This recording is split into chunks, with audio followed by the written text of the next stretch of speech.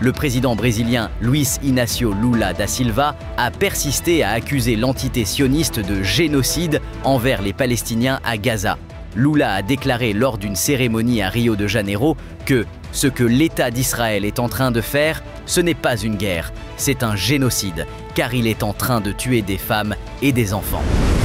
Des dizaines de Palestiniens sont tombés en martyrs et d'autres ont été blessés lors des bombardements intenses de l'occupation sioniste sur la bande de Gaza au 141e jour de l'agression barbare contre l'enclave palestinienne. Selon l'agence de presse Wafa, un certain nombre de citoyens sont tombés en martyrs et d'autres ont été blessés lors d'une série de raids menés par des avions d'occupation ciblant des maisons dans le quartier d'Al-Zaitoun, dans la ville de Gaza, tandis que les ambulances font face à d'extrêmes difficultés pour transporter les blessés et les corps des martyrs en raison des bombardements sionistes incessants.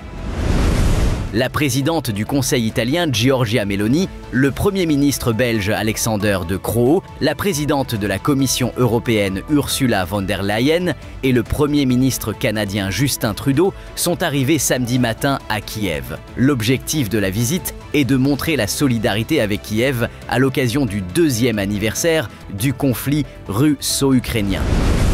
Le président français Emmanuel Macron est arrivé sous les sifflets et dans un climat de forte tension samedi matin au Salon de l'Agriculture à Paris, où des dizaines de manifestants ont forcé une grille pour entrer dans les lieux avant l'heure. Des empoignades ont eu lieu entre la sécurité et des manifestants portant des signes distinctifs de 3 syndicats FNSEA, Jeunes Agriculteurs et Coordination Rurale, au moment où Macron commençait à s'entretenir avec des responsables syndicaux à proximité.